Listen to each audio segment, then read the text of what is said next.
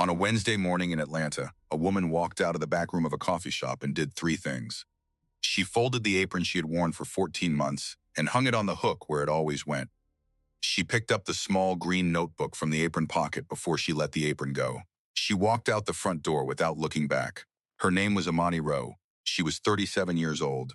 She had filed 3 formal complaints in 14 months, written, signed, submitted through the proper channels, and all 3 had come back the same way, reviewed. No action needed. Signed by the same man who had just told her to turn in her badge. She was not fired for stealing. She was not fired for being late. She was not fired for anything she had done wrong. She was fired for writing it down. What the people inside that store did not know, what the cashier who had smiled at the right customers and quietly voided the cards of the others had never considered, was that there was a machine in the back office of that store that had been writing things down too. Every transaction, every card presented, every card approved, every card canceled by hand. It did not have preferences. It did not decide who looked like they belonged and who did not. It simply recorded what happened, to the second, in a column no one had ever thought to open. The only person who had forgotten the machine was always keeping count was the one pressing cancel. This is the story of what it cost one woman to tell the truth in a place that had decided the truth was inconvenient, and what happened when someone finally read what the record had been holding all along. If this is your first time here, welcome. If you have been here before, thank you for coming back. This story belongs to anyone who has ever watched something happen and stayed quiet because they told themselves it was not their place. Please take a moment to subscribe and turn on notifications so you do not miss what comes next. Stay with us. This one matters. The alarm was set for 5:30. Imani was already awake at 5:23. She lay still for a moment in the dark of the smaller bedroom, the one she had taken so her daughter could have the one with the window that faced east and caught the morning light first. The apartment was quiet, the way apartments are quiet before it remembers itself, and in that quiet she ran the numbers the way she ran them every morning, not with paper, not with a calculator, but in the particular space behind her eyes where arithmetic had lived for years alongside everything else she was trying to hold. Rent was due in 11 days. 11 days was enough. She got up. The kitchen was 12 steps from the bedroom door. She had counted them once during a bad week and never uncounted them. The coffee maker, a second-hand drip machine she had bought at an estate sale on Glenwood Avenue for $23, had been set the night before. And when she pressed the button, the smell of dark roast moved through the apartment the way a good thing moves through a small space, quietly and all at once. She poured a cup. She stood at the counter and drank it standing up, the way she drank most things, before it had a chance to cool. On the refrigerator, held in place by a magnet shaped like a yellow sun, the kind sold in a bag of 12 at the dollar store, the kind her daughter had decorated with a black marker dot to give each one a face, was the payment calendar she had made herself on a piece of graph paper. Each box was labeled in her careful handwriting. Rent, $1,247. School, $340 electric. Average 94s in summer. The savings line at the bottom read $217, and that number was the one she protected most fiercely, not because it felt like progress at $217 was not progress in any ordinary sense, but because it was proof that she's still choosing forward over just surviving. The night before, she had checked her account balance. It read $1,391. She looked at the calendar. She looked at the number. She put her phone face down on the counter and went to wake her daughter. The number 12 bus ran past the corner of Flat Shoals and Constitution at 6:41 in the morning. Imani had been catching it long enough that the driver, a quiet man whose name tag read R. Pruitt, gave her a small nod when she stepped on, the kind of nod that means I know you, I have counted you among the reliable ones. She sat in the third row from the back on the right side, where the morning sun came through the window at an angle that was warm without being direct. She carried a tote bag with a change of socks, a granola bar, and a small green notebook she used to write down whatever she needed to remember. Grocery lists, notes from her daughter's teacher, the names of coffee varietals she was teaching herself in the margins of whatever time she had left. She had been learning coffee the way she had learned most things since she was 22 and stopped being able to afford classrooms. Slowly, without anyone showing her, by paying attention to what other people took for granted. The bus took 31 minutes. She used them. Hargrove & Co. Coffee on Peachtree Street opened at 7. Imani arrived at 6:48, which gave her 12 minutes to tie her apron, check the day's inventory, and run the opening calibration on the espresso machine before the first customer pushed through the door. She had been doing this for 14 months. The routine had long since stopped requiring thought, the way a song you have sung 1,000 times stops requiring you to remember the words. The flagship store was the kind of space that made people take photographs before they sat down. Exposed brick on the east wall, Edison bulbs strung on long cords above the bar, windows floor to ceiling facing Peachtree, so the morning light came in clean and wide. It looked like a place that cared about details. It had been designed to look that way. Amani knew which details the store actually kept and which ones it only appeared to keep. She knew the grout behind the espresso machine was never fully cleaned, only surface wiped. She knew the ambient music cut out for 40 seconds every morning at 9:17, and no one had ever fixed the timer. She knew which regulars liked to be called by name before they reached the counter, and which ones preferred to be left alone with their orders. She knew this not because a training manual had told her to learn it, but because she had paid attention from the first week and never stopped. Paying attention was not something anyone had asked her to do. It was something she did. She made $14.75 an hour. She gave more than that every single day and had never once calculated the difference. At 9:47 in the morning, on a Tuesday in the second week of the month, a woman came through the front door wearing the pale blue uniform of a building cleaning service. The name on her badge read Dottie. She moved the way a person moves at the tail end of a long shift, steadily, deliberately, conserving what remained. She stood in line for 4 minutes without complaint. When she reached the counter, she ordered a medium dark roast, set her debit card flat on the surface, and waited. The cashier, whose name tag read Shiri, picked up the card and swiped it once across the reader. She did not look at the screen. She set the card back on the counter before the machine had completed its cycle. "Not going through," she said. Her eyes were already moving past Dottie to the people lined up behind her. Dottie looked at the card. She looked at the reader. "I used it an hour ago," she said. "Reader's having a day." Sherry's voice had the particular flatness of someone who has already ended a conversation the other person did not know was over. "Cash only, or you can step aside." Dottie reached into the front pocket of her uniform and found $4 and some coins. She counted them out on the counter, exact. Sherry took the money without acknowledgement, slid the cup across, and turned her full attention to the two young women who had stepped forward in line behind Dottie. Her face opened into a wide, easy smile. "Hey, you two, what can I get started for you?" She tapped her card on the same reader. It beeped green on the first attempt. Took less than 2 seconds. Dottie carried her coffee to a table near the window. She sat down and wrapped both hands around the cup, the way a person holds something they had to work harder than they should have to get. She drank about half of it slowly. Then she gathered herself, pushed back her chair, and walked out, leaving the rest behind on the table, a small, still thing that nobody came to clear for a long time. Imani had watched all of it from her position behind the espresso machine. She had not moved. She had not spoken. But when Dottie was gone, her eyes went to the transaction log on the register panel, just visible from where she stood, the screen that recorded every card, every attempt, every result, and she looked at the entry from 9-1-7. There was no failed transaction recorded, no declined attempt, no error code of any kind. There was a void. A manual cancel logged 11 seconds after the card had been placed on the reader. The machine had tried to run it. Someone had decided the answer before it could. Wendell Crane arrived at his office on the 14th floor of the Peachtree Center building at 8:41 in the morning, which was 21 minutes earlier than he needed to be there, and 40 minutes later than Patricia would have told him counted as a real start to the day. He set his coffee on the desk, not Hargrove coffee, a cup from a place downstairs that he had been using for 20 months without ever learning its name, and sat down in front of a stack of documents his assistant had arranged in order of urgency before 7. By 9:03, he had signed 7 of them. He had not asked a question about any of them. Not because the questions did not exist, but because asking them would require a kind of attention he had been rationing carefully since the previous year, and there was only so much of it to go around.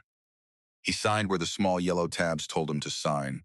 He initialed where the small yellow tabs told him to initial. He turned the pages the way a man turns pages when he has already decided that whatever is written on them has been handled by someone whose job it is to handle it. The 7th document was a quarterly performance summary for the flagship store on Peachtree Street. He nearly turned past the first page without reading it. Then a number caught his eye. Revenue up 11% year over year. Below it, a line for customer experience metrics. Blank. No one had filled it in. He looked at the blank space for a moment. Then he pressed his initials into the lower right corner and set the page on the stack. He had learned to do that, to look at a blank space and keep moving. It had taken practice. In the beginning, it had felt wrong. Now it felt like nothing, which was the closest thing to manageable he had found.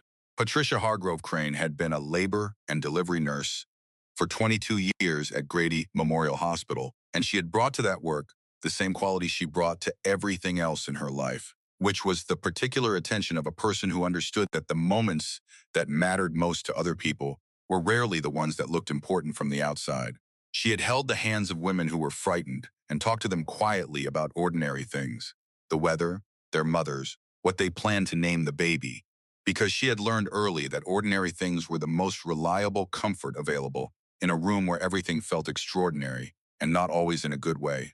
Wendell had met her in 1993 at a church potluck dinner in Vine City, where she had arrived 40 minutes late with a foil pan of macaroni and cheese, and sat down across from him at a folding table without any particular ceremony. And by the end of the evening, he had understood that she was the most straightforward person he had ever met, and that this was not the same as being simple. Nothing about Patricia was simple. She was just honest in a way that did not announce itself, the way a level surface does not announce that it is level. You simply noticed after a while that nothing was sliding off it. In 1997, Wendell sold his car, a 2001 Civic with a cracked dashboard and 112,000 miles on it, for $23,000, and used the money to lease the first Hargrove location, a 900 square foot space on Edgewood Avenue that smelled like old carpet and possible mold, and which he had spent 6 weeks painting himself on evenings and weekends. Patricia had come every Saturday with food and an opinion about the color choices, which she did not withhold. The night before the opening, she sat at the small table he had set up near the window and wrote the name in her careful slanted cursive on a piece of cardstock he planned to photograph for the logo. He had asked her why her name and not his. She had said, "Hargrove sounds like somewhere people want to come back to. Crane sounds like a machine." He had told her that was not a compliment to his family. She had told him it was not intended as one. He had used the name. All 34 locations carried it now, the logo reproduced from that same piece of cardstock. The same handwriting, unchanged. Patricia died 20 months ago. Pancreatic cancer, diagnosed on a Thursday, and she was gone 8 weeks later in a way that did not allow for adjustment or preparation or any of the ordinary language people reach for when they are trying to describe an absence that does not have adequate words. Wendell had not set foot inside a Hargrove store since the week of her funeral. He told himself this was about time and schedule. He knew it was about something else, which he had not yet found a name for, that he was willing to use out loud. The envelope arrived in the internal mailroom on the ground floor, sometime during the middle of the previous week. It was a plain white business envelope, handwritten address, postmarked from Midtown Atlanta, addressed to the founder of Hargrove & Co., coffee with the notation, personal, written and underlined in the lower left corner. It had been set in the general intake tray, where it had sat under a catalog and a recycled paper memo about the third-floor printer, until the morning Wendell came downstairs to drop off a signed contract at the legal department, something his assistant usually handled, but she was out sick, and he passed the mailroom and saw the corner of the envelope sticking out from under the catalog. He picked it up because his name was on it. He carried it upstairs. He set it on the corner of his desk and looked at it for several minutes before he opened it. Inside were 4 pages of handwriting, dense and even in blue ink. The writer had identified herself in the first line.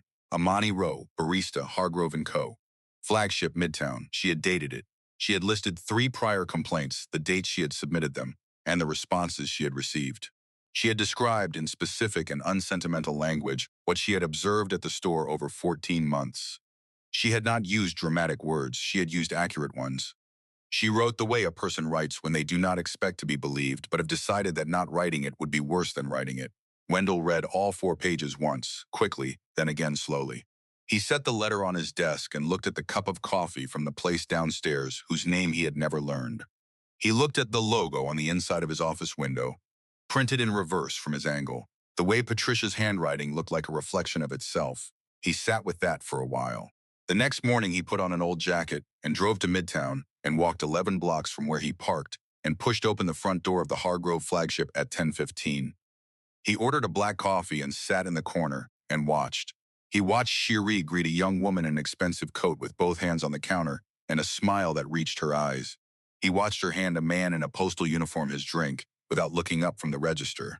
He watched her speak to a woman who had asked a question about the seasonal menu in a tone that was not quite rudeness.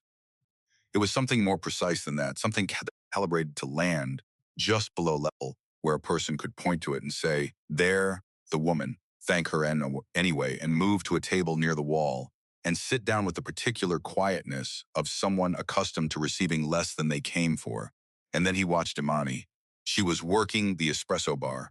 He did not know her name yet. He only knew what he could see, which was a woman who moved through her work with a quality of attention that had no audience. She called a customer's name before reading the cup. She noticed when an older man at the end of the bar was struggling with the lid on his drink and stepped around the counter to help him fix it without being asked, without making it a moment, without waiting for acknowledgement before she went back to what she had been doing. She treated the counter in front of her the way a person treats something that belongs to them and that they are proud of, and she did it whether anyone was watching or not.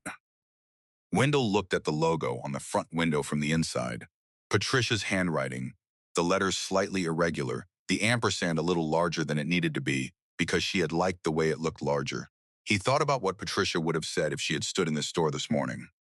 He did not need long to arrive at an answer. He had known her for 31 years. He finished his coffee. He left a folded bill on the table.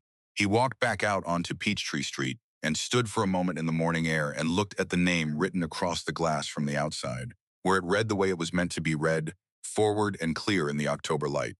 He had 11 blocks back to his car, and he used all of them to think. She bought the notebook on a Thursday, 2 days after Dottie left half a cup of coffee on the table by the window and walked out. It was small, green, the kind sold in a pack of 3, at a pharmacy on Moreland Avenue for $4.19. She bought one and put it in her tote bag on the bus ride home, and did not open it until she was at her kitchen table after her daughter had gone to sleep. She did not buy it because she had a plan. She did not buy it because she knew what she was going to do with what she wrote in it. She bought it because the numbers and times and details she had been carrying in her head since Tuesday morning had started to feel too heavy to carry without setting them somewhere, and the only place she had available was a $4 notebook and a pen that still had ink. She opened to the first page and wrote the date and the time, 9:47 a.m., and below that, in her careful handwriting, a description of what she had seen. She wrote it the way she wrote grocery lists, without drama, in the plainest language she could find. Card presented, reader activated, no failed attempt recorded, manual void. 11 seconds. She wrote the name from the apron. She wrote the names of the customers who had come after. She closed the notebook and went to bed. She did not sleep well. She went back to the log the next day and the day after that. She had access to the register panel from her position at the espresso bar. Not full access, but enough to see the transaction record scroll when the screen refreshed during a quiet moment. On the first day, she wrote down 2 entries that did not match the explanation she had heard given at the counter. On the third day, she had 4.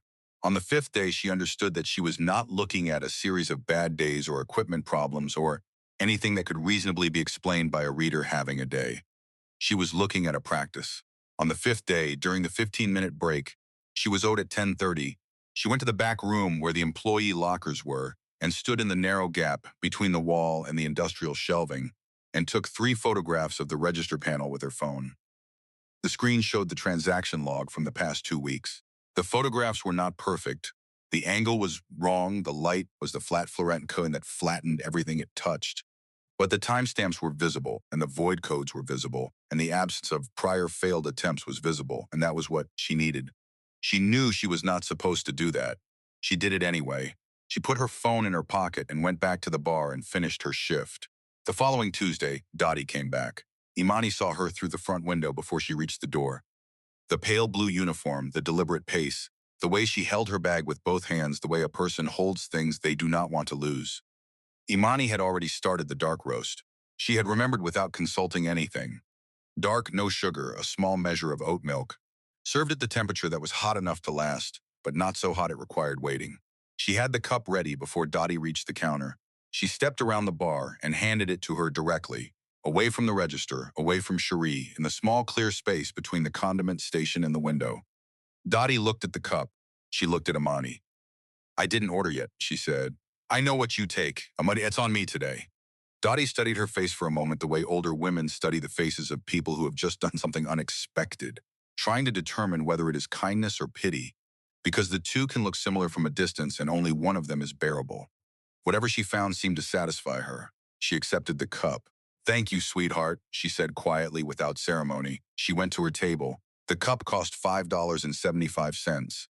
Imani recorded it in a small memo on her phone, under the entry labeled miscellaneous, and moved on. She earned $14.75 an hour. The math was straightforward. She did not calculate it. No one saw the exchange. No one asked about it. It happened in the way that most quiet things happen, without announcement and without record, in the space between one moment and the next. On a month 3 weeks after the day she had opened the notebook, Imani submitted her first formal complaint. She had typed it up on her laptop at the kitchen table, 3 pages, specific and dated, with the transaction log entries she had recorded by hand and a brief description of the pattern she had observed. She attached it to an email addressed to Troy Givens, regional manager, whose contact information she found on the employee information sheet pinned to the board in the break room. She submitted it through the internal reporting portal as well, following the procedure outlined in the employee handbook she had kept since her first week. The response arrived 4 days later, in an email with a subject line that read Service Concern, Midtown Location. Thank you for bringing this to our attention. Our team takes all feedback seriously and is committed to providing fair and excellent service to every customer. After review, no further action is required at this time. Please don't hesitate to reach out if you have additional concerns. It was signed Troy Givens, regional manager. She read it twice. She forwarded it to herself. She printed it. She added it to the notebook. Then she wrote the second complaint, this time with the 3 photographs attached. Troy Givens called her directly 4 days after that, not by email, by phone, in the middle of a Tuesday afternoon while she was on the bus home. His voice was measured in the way that voices are measured when a person has decided to be pleasant, because it is more effective than being direct. He said she had been a solid member of the team. He said these things were complicated. He said he would look into it further and that he appreciated her diligence. The following week, her schedule was changed. She was moved to the back stocking shift, inventory supplies, no customer contact, for 3 weeks running without explanation or discussion. Her hours stayed the same. Her rates stayed the same. Only the work changed, and the change was precise in a way that did not leave fingerprints. She worked the back shift without complaint. She continued to write in the notebook. On a Wednesday night, 11 days after the schedule change, Imani sat at the kitchen table at 11:47 in the evening, after her daughter had been asleep for 2 hours. The apartment was quiet. The coffee maker on the counter was cold. The payment calendar on the refrigerator was visible from where she sat, the magnet sun faces watching her from the edges of the graph paper. She opened her banking app. The balance read $1,391. She looked at the calendar. Rent was due in 12 days. She understood the arithmetic of this as clearly as she had ever understood anything.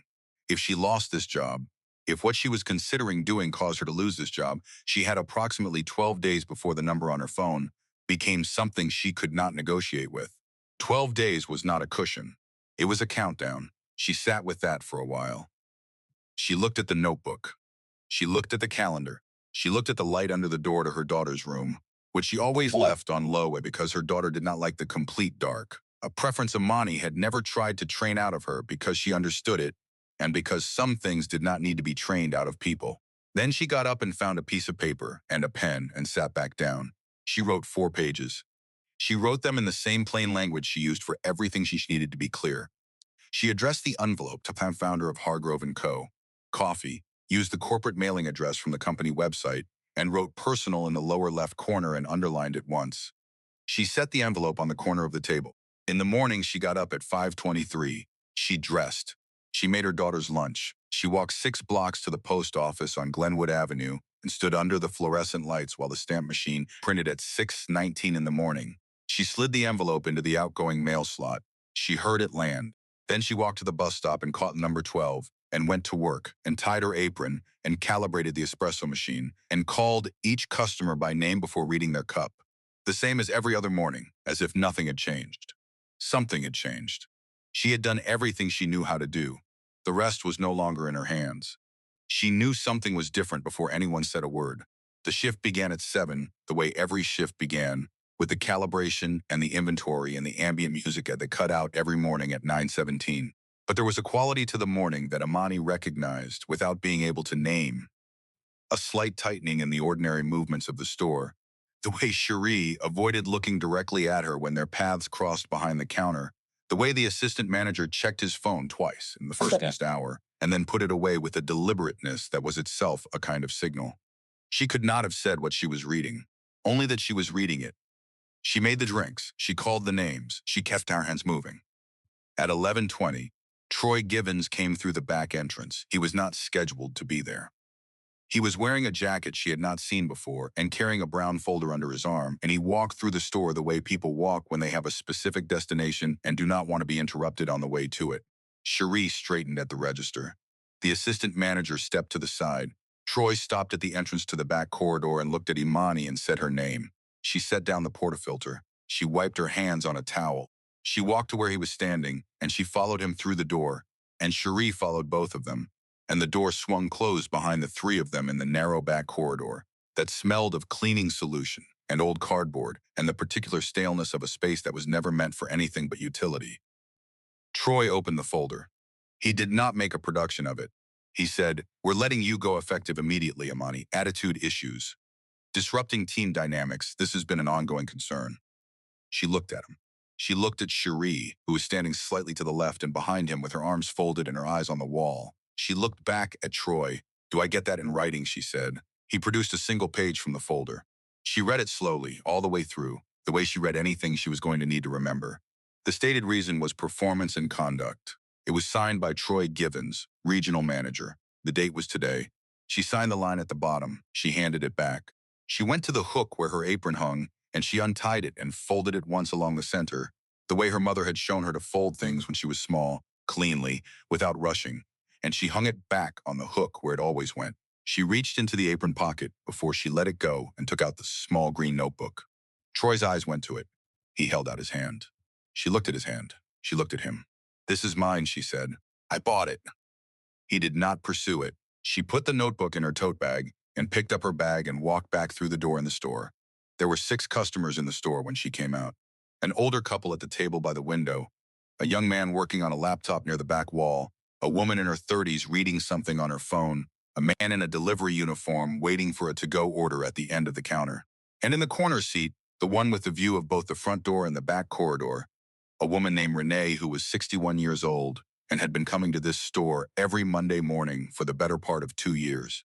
Renee had her coffee in front of her, half finished, and she'd seen the door open, and she had seen the three of them go through it, and she had felt, in the way that certain people feel the shape of a thing before it is explained to them, that what came back through that door was not going to look the same as what had gone in.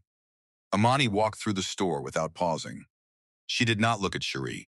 She did not look at Troy, who had come back out and was already speaking in a low voice to the assistant manager near the register. She walked with the same pace she used for everything. Not hurried, not slow, the pace of a person who is going where she is going and has decided that the distance between here and the door is going to be covered with her back straight. The 6 customers looked. Then they looked at their phones, at the table, at the window, at the things they had been doing before the door opened. Renee did not look away. She watched Imani push through the front door and step out onto Peachtree Street. She watched the door settle closed. She sat with her coffee and looked at the space where Imani had been standing, the espresso bar, unattended now, the steam wand still warm, and she felt something that she could not immediately name and then could, which was the particular discomfort of having witnessed something and having stayed seated. She had stayed seated. She picked up her cup. She drank the rest of it. She gathered her coat and her bag and she reached into her wallet and set a $20 bill on the table beside the cup, which was 3 times what the coffee had cost and which she left without a word or a note or any explanation, because there was no explanation that would have said what she meant to say. She walked out. The $20 sat on the table for 11 minutes before anyone came to clear it. 2 hours and 14 minutes after Troy Givens told Imani Rowe to turn in her badge, a routine employee termination notification arrived in the General Executive Distribution List at Hargrove & Co. headquarters. It was the kind of document that was generated automatically when HR processed a separation, 2 sentences, and a name. And under ordinary circumstances, it would have been filtered, filed, and forgotten before anyone above the regional level had reason to notice it. Wendell had not cleared his inbox that morning. He was reading through the correspondence from the previous week when the notification appeared, and the name in the subject line, Imani Rowe. Midtown Flagship, stopped him because he had read that name 4 days ago in blue ink on 4 pages of handwriting. He sat still for a moment, then he picked up his phone and called his IT director. He asked for the full transaction log for the Midtown Flagship, 12 months. He asked for it to be sent to his personal email, not the executive account. He asked for it within the hour. It arrived in 53 minutes. He opened it at his desk with the door closed and the overhead light off, the only light in the room coming from the laptop screen. The file was long.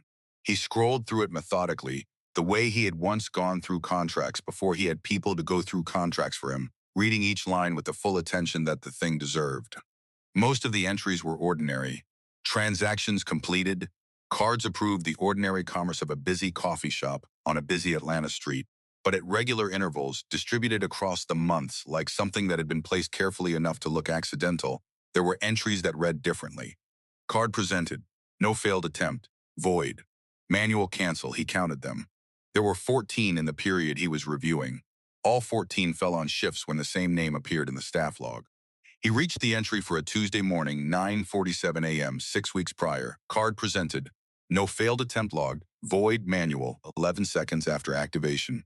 He looked at the times for a long moment. He did not know, looking at that entry, that Imani had been standing 8 feet from the register when it happened. He did not know about the notebook or the photographs or the 3 complaints that had been sent to a man who had returned all 3 with the same 2 words in the same font. He only knew the timestamp and the void code and the absence in the record of any reason a machine would have had to stop. He thought of Patricia, not a memory he reached for, one that arrived on its own, the way certain memories do when the conditions are right, slipping through whatever barrier had been keeping them orderly.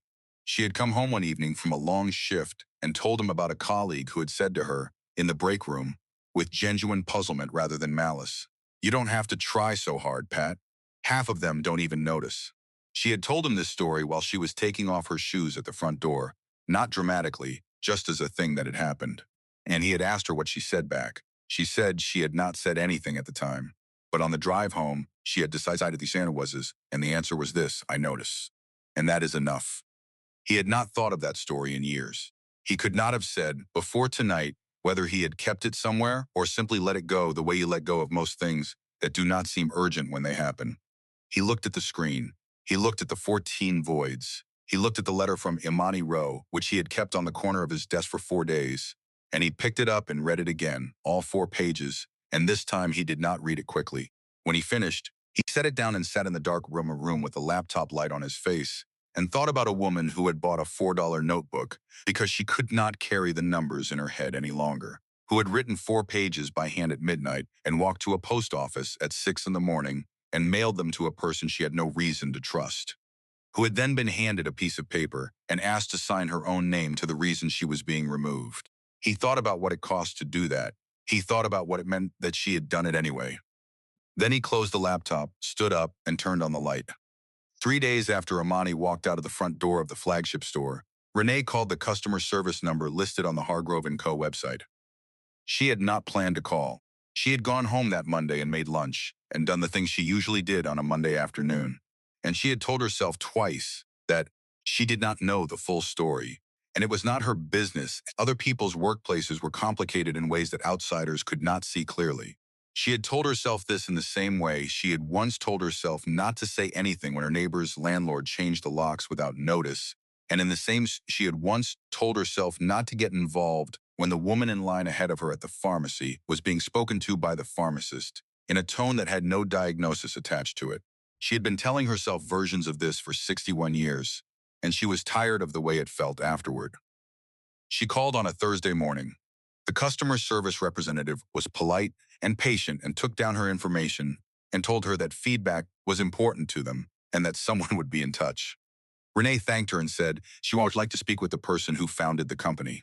The representative said she would pass that request along.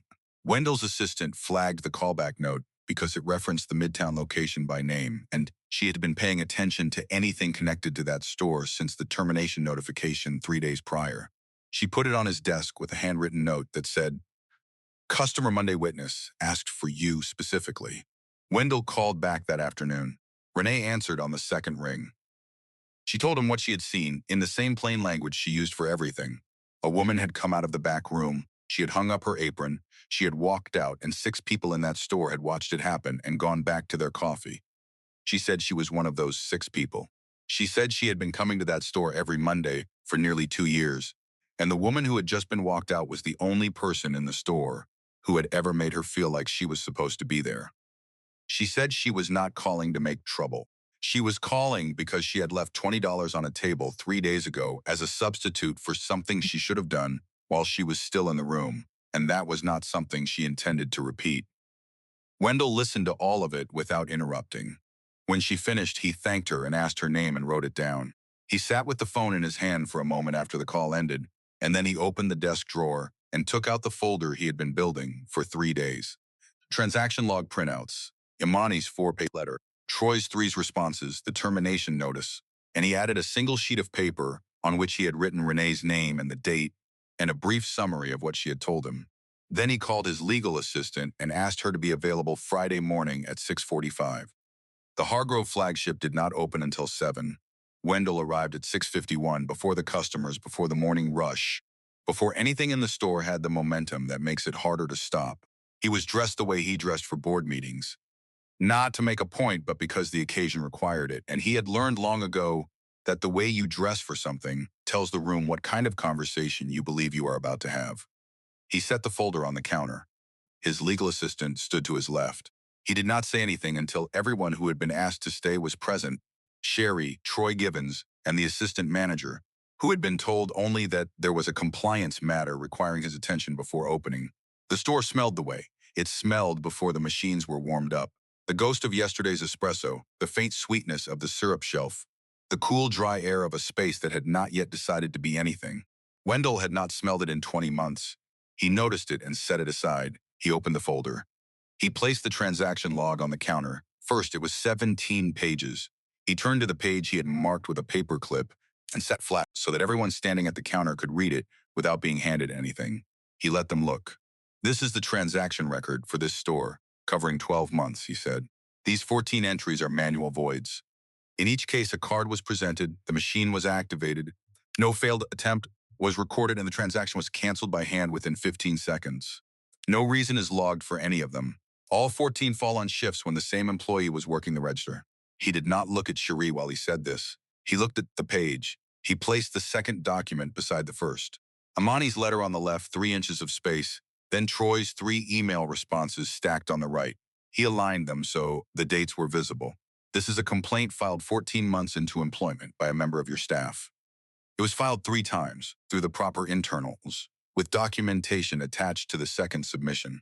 These are the responses it received. He touched the right-hand stack lightly with one finger.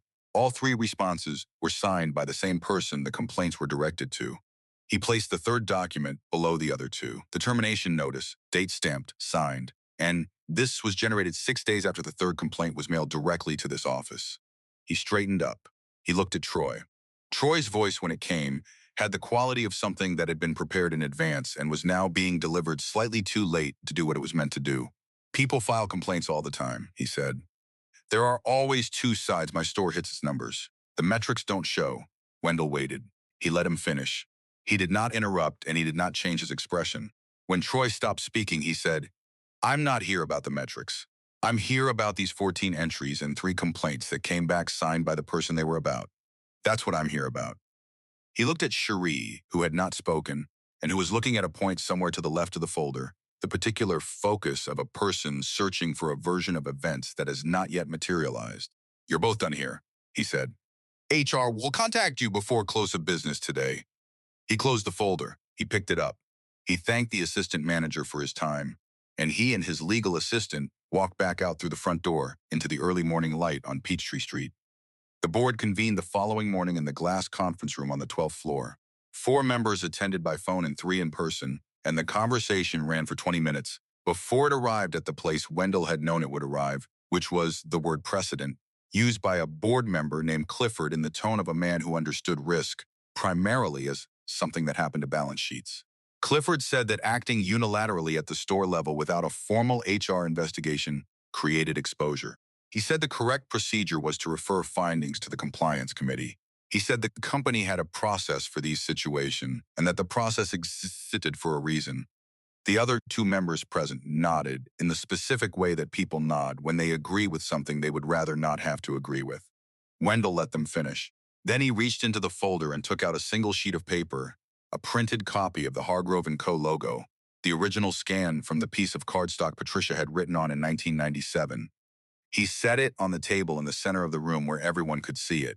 The name on our door was written by a woman who spent 22 years as a labor and delivery nurse, he said. She chose this name because she believed a business should feel like somewhere people wanted to come back to. She filed 3 complaints to a regional manager who was running a closed loop designed to make sure they went nowhere. She documented what she saw for 14 months, sent it by hand to someone she had no reason to trust, and was fired 6 days later. He paused. This is not a precedent problem, Clifford.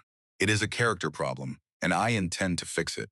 No one in the room said anything further about procedure. He called Imani that evening at 6:43 from his personal phone. She answered on the fourth. He could hear something on the stove behind her, the particular sound of a covered pot building pressure. He identified himself by name. He told her he had read her letter, all 4 pages, twice. There was a silence on the line that was not uncomfortable, the silence of a person who has spent a significant amount of time preparing for the possibility that no one would ever say those words to them, and who now needs a moment to understand that the preparation was unnecessary. I would like to ask if you'd be willing to come in and talk, he said. At your convenience, not mine. She did not answer immediately. He heard the sound of the stove, steady and unhurried. When? She said. He told her to name the day. She named Tuesday. He said Tuesday worked. She said she would be there at 9. He said he would be there at 9. She said good night. He said good night. The call lasted 4 minutes and 12 seconds. He set the phone on his desk and looked at the logo on the inside of the office window. Reversed from this angle, the way it always was, the ampersand a little larger than it needed to be, because Patricia had liked the way it looked larger, and for the first time in 20 months, he did not look away from it. 5 months after Imani Rowe walked out of the front door of the Hargrove flagship without looking back, the chain-wide transaction audit that Wendell had ordered the morning after the board meeting produced findings from 2 additional locations, one in Buckhead, one in Decatur, where the same pattern appeared in the logs. Manual voids, no prior failed attempts, clustered on specific shifts, no reason given. The customers whose cards had been voided without their knowledge received letters on Hargrove & Co. letterhead, written in plain language without legal hedging, acknowledging what had happened and enclosing refunds for the transactions that had been denied them. 17 letters went out in total. 12 were confirmed received. Dottie's arrived on a Tuesday. She opened it at the kitchen table in the apartment on Ormwood Avenue where she had lived for 19 years, still wearing her uniform from the morning shift. The envelope contained 2 things. The first was a Hargrove & Co.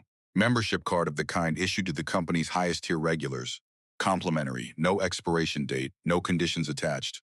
The second was a single sheet of paper, not printed, handwritten, in ink that pressed slightly into the page the way a person's writing presses when they mean what they are putting down. It said, "You deserve better every time you walk through that door." There was no signature. She read it twice. She set it on the table beside the membership card and looked at the 2 things together for a while. Then she folded the letter carefully along its original crease and put it in the drawer where she kept things she did not want to lose. She had worked the building cleaning shift for 11 years. She had been spoken to. Cherie had spoken to her more times than she had kept count of, in more places than she intended to name. Nobody had ever written it down and sent it back to her before. Nobody had said it quite that plainly. She went to make dinner. She left the membership card on the table where she could see it. Renee received a call from the Hargrove customer experience team on a Wednesday afternoon. A young man with a careful voice told her that her feedback had been received and reviewed and had been meaningful to the company's process. He asked if there was anything else he could do for her. She said there was one thing. She asked, did it help somebody? There was a brief pause on the line, not the pause of someone stalling, but the pause of someone deciding how honest to be. Then he said, yes, ma'am. It did. She thanked him and hung up. She sat for a moment in her chair by the window. Then she got up, found her coat, and walked to the Hargrove on Peachtree Street and ordered her usual muddy coffee on a Wednesday, because some things do not need to wait for the right day of the week. Wendell made the offer on a Tuesday morning, 9 a.m., in a conference room on the 14th floor with a cup of water and a legal pad on the table and nothing else. He said the position was customer experience lead for the 3 Atlanta area flagship locations. He said the compensation was $22.50 an hour, with full medical, dental, and vision benefits for herself and dependents, a fixed daytime schedule, and 30 days paid leave annually. He said he was not asking her to take the job because of what had happened. He was asking her because of what he had watched her do every day for 14 months in a store that had not deserved it. He said she could take as long as she needed to think about it. She said she would let him know by Thursday. She went home and sat at the kitchen table, the same table where she had written 4 pages by hand at 11:47 at night with 12 days between her and a number she could not negotiate with. Her daughter was doing homework at the other end of the table, pencil moving in the particular rhythm of a child who has not yet learned to be self-conscious about working. The green notebook was on the counter where she had left it the day she came home without her apron. She had not opened it since. She looked at the payment calendar on the refrigerator, the magnet suns, the boxes in her careful handwriting. She looked at her daughter. Her daughter looked up. She said, "Are you going back?" Amani said, "I'm going somewhere better." Her daughter looked at her for a moment in the serious way she sometimes looked at things, as if she was deciding whether the answer was sufficient. Then she went back to her homework. Amani called Thursday morning. She said yes before he finished his greeting. Her first day in the new position was a Monday, which felt right without her having planned it that way. She took the number 12 bus. She got off at the same stop. She walked the same blocks. But at the door of the Hargrove flagship, she stopped. She stood on the sidewalk on Peachtree Street and looked through the glass at the store she had walked out of 5 months ago. The Edison bulbs, the morning light coming in wide and clean from the east. The bar where the espresso machine was already running, steam rising in a thin, pale column above the wand. A young woman she did not recognize was working the bar, moving with the slightly deliberate care of someone who had not yet made the motions automatic. Amani watched her for a moment through the glass. Then she pushed the door open and walked in. The bell above the door rang the way it had always rung. Two short notes close together, the kind of sound that had been ringing in that space since before she had come to work there, and would go on ringing long after. She had never paid attention to it before. She paid attention to it now. She went to the bar. She stood beside the young woman and introduced herself and asked what the morning setup looked like. And the young woman told her, and they talked through the keyboard the way two people talk when there is work to be done, and neither of them intends to waste time getting to it. It was ordinary. It was exactly that. It was ordinary in the way that things are ordinary when they are right. Wendell arrived at the flagship at 7:03 that same morning, 40 minutes before his first meeting and 11 blocks from where he had parked, and he stood in line the way everyone stood in line. There were 4 people ahead of him. He waited. He did not look at his phone. When he reached the cashier, a young man he had not seen before, whose name tag read Antoine, asked him what he would like. He ordered a black coffee. Antoine asked for his name. He said, "Wendell." Antoine wrote it on the cup in the large, unhurried cursive that baristas use when there is room enough on the cup to write properly. He tapped the card reader. It beeped green on the first try. He handed the cup across the counter with a nod and a brief, unperformed smile, the kind that does not need an audience, and moved to the next customer. Wendell carried the cup to the corner table. He sat down. He looked at his name written on the side of the cup in someone else's handwriting, in the particular impermanence of a felt tip marker on paper, the kind of thing that would smear if you held it wrong. He thought of Patricia at the kitchen table in 1997 with the piece of cardstock and her careful slanted cursive, pressing the pen into the paper because she wanted the letters to be right. People need to know, she had said, that someone cared enough to write it by hand. He picked up the cup and drank. The coffee was good. It had always been good. He had simply not been in the room to notice. He sat there until the morning light shifted on the Peachtree Street sidewalk, and the store filled to its first rush, and the sound of the machine and the voices and the small daily commerce of the place rose around him. And he let it. At 7:12 that evening, Amani sent a photograph to her mother's phone. It was the cup from the coffee she had bought herself at the end of her first day, a small dark roast. Her name written on the side in the large unhurried cursive she now recognized as Antoine's. She had taken the photograph in the last of the evening light, coming through the front window of the store, the kind of light that turns ordinary things amber and worth keeping. She did not write a caption. She did not add a note. The photograph said what it said, and what it said did not require a translation. She put her phone in her bag. She picked up the green notebook from the counter, where she had set it at the start of the day. She had brought it out of habit, the habit of a person who keeps count of things because she has learned that someone has to, and she opened it for the first time since the morning she had walked out of the back room and taken it from the apron pocket before Troy Givens could reach for it. She turned past the entries, the dates and timestamps and descriptions, the plain language she had used for 14 months to write down what she saw. She turned past all of it until she reached the first blank page. She looked at it for a moment, then she uncapped her pen and set the point against the paper and began. I have been thinking about the 6 people who sat in that coffee shop and said nothing. I have been thinking about them not because they were cruel, they were not, but because I know that silence. I have sat inside it. Most of us have, at least once in a room where something was happening that we told ourselves was not our business, or too complicated, or already too late to change. We looked at our phones. We looked at the floor. We made the calculation that involvement would cost more than it was worth. And then we went home and carried the weight of that calculation longer than we expected to. Renee carried hers for 3 days. 3 days of going about her ordinary life, with the image of an apron folded and hung on a hook by someone who had every reason to throw it on the floor and every reason to make noise on her way out, and who had done neither. 3 days before she picked up the phone and said, out loud, to a stranger, I was there, and I stayed seated, and I am done with that. What stayed with me when I finished writing this story was not the ending. It was the notebook. The small green notebook that cost $4.19, and that a woman bought not because she had a plan, but because she could not carry the numbers alone any longer. Someone was keeping count, even when she believed no one was reading. That turned out to be enough. I want to ask you something, and I want you to sit with it for a moment before you answer. Have you ever watched something happen? In a store? In a workplace? In a room full of people and nothing? And not because you did not see it? Not because you did not know it was wrong, but because you told yourself it was not your place, or the moment had passed, or someone else would handle it, or the cost of speaking was more than you were prepared to pay that day. I am not asking to make you feel guilty. I am asking because I believe most of us have been in that room, and most of us know what it feels like to leave it carrying something we did not have when we walked in. And I want to ask you something else. Have you ever been Amani? Have you ever done the right thing in a place that punished you for it, filed the report, told the truth, written the letter at midnight when the math said you could not afford to, and then waited in the silence that followed, not knowing if anyone was ever going to open it? Or have you been Renee, the person who saw and paused and then 3 days later picked up the phone? Or have you been Dottie, the person who paid in cash for a coffee that should never have cost her anything more than the price on the menu and walked out without finishing it and went on with her day because she had been doing that her whole life and had learned that some things you just absorb and keep moving? All three of those people are in this story. All three of them are in most rooms. If this story found you at a moment when you needed it, if something in it reminded you of a green notebook you're keeping by yourself right now, or a door you walked out of, or a phone call you have been putting off making, I would like to hear from you. Leave it in the comments. You do not have to explain everything. A few words is enough. Someone will read them.